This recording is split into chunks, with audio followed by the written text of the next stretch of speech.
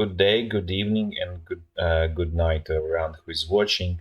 We're gonna provide end of the day update on the military situation in Ukraine for March 4th, and it's day number 9 of the Russian-Ukrainian war. We're gonna do a quick overview. As you can see, Russian forces are stretched to thin. All they have are those thin white lines. Their supplies are stretched to thin, and they don't have critical mass in any of the locations to make decisive movements. So as you can see from the north, they continue to attack and then west on Kyiv, which didn't bring any results. Then their 90th tank division is moving from the east towards Kyiv, but it's stopped south of Nizhyn. Apparently, they have problems with supplies, and we believe they also supported that by the second motorized division. South of Kharkiv, there is a kind of dangerous development going on for Ukrainian army, as there is a 4th tank division and a 3rd motorized division of the 20th army kind of going into the empty space south of Chiguyev and potentially creating encirclement there, or encircling Ukrainian troops on the Donetsk front. Also, there is we're not clear what's going on with the 79th Ukrainian Brigade, if it's encircled there in the Lugansk region or it managed to withdraw. On the south, we clearly see that Mariupol is blocked by the Russian forces, and they're attempting to assault the city without too much success. Further south, we can see that they managed to hit in the empty space of Ukrainian army, where they took Melitopol, and then they managed to get to Energodar, which is where the Zaporizhia nuclear power station is. But for the day, all they did is they moved just from this city Tokmak towards toward their own troops that are coming from Volnovakha. So there's very little movement here for today. In the Mykolayiv region, what happened here is they actually were beaten back in all 3 directions as they were trying to spread, but this is more like a cavalry attack. There was not much troops. This is more like a probing, trying to see what's going on. They were beaten back in all directions. Ukraine managed to hold Mykolayiv and actually pushed Russian troops from the outskirts of Mykolayiv and retook the airport. In summary, Russian army is stretched too thin. They don't really control the ground. They only control the routes, and they have strongholds on those routes. And that said, they don't really have much of support from the population. Population is quite hostile towards them, and joining local militia to fight. That's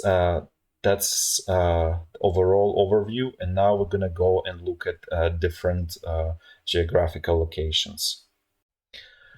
In the south and southeast, we can see that the front line is more or less stable in the Donetsk region. Here, it's being held by Ukrainian army. The only breakthrough that Russian forces managed to do was Volnovakha. So then they are trying to connect with their forces that are coming from Pologi. So for today, all they did is they moved from Tokmak to Pologi, and then they apparently at this point connected somewhere here around Kamenka, this small town. Beyond that, if you look more towards south, Mykolayiv region, so yesterday, they managed to push very far with their cavalry type of attacks, with very little forces. It looked like more like a probing attempts. They were beaten back by most of Ukrainian militia in all of these locations. And then also Mykolayiv is defended by Ukrainian militia, and they managed to push out Russian forces from the outskirts of the town. And then they also recaptured airport that's a little bit like southeast of the town.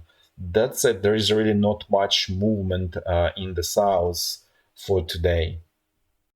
Let's look now at the north. So we see here that from the north, the capital Kyiv is being attacked by the 36th Army, and they have two main routes.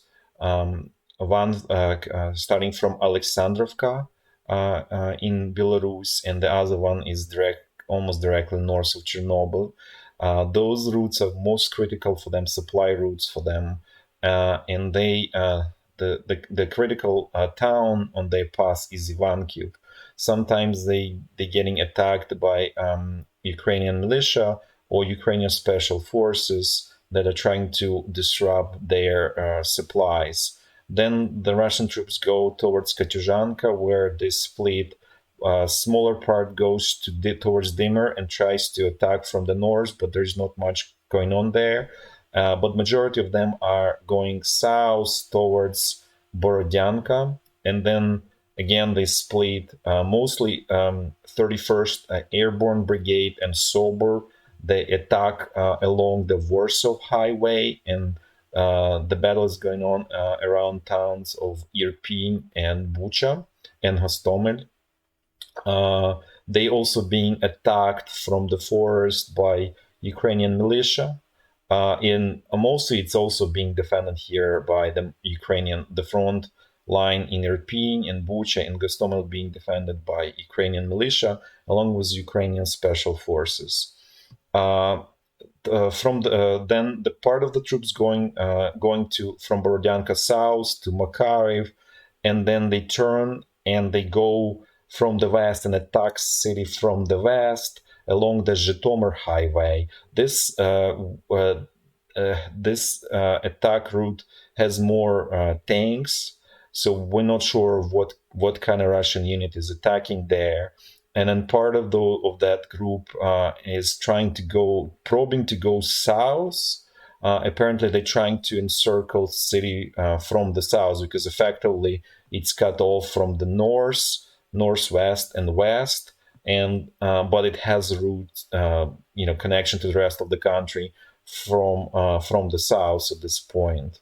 Also, there were scouting, probing attacks from the east near Berezyn, a little bit west of Berezyn, which were repelled, but those were with small forces. We also see that there's a build-up of Russian troops.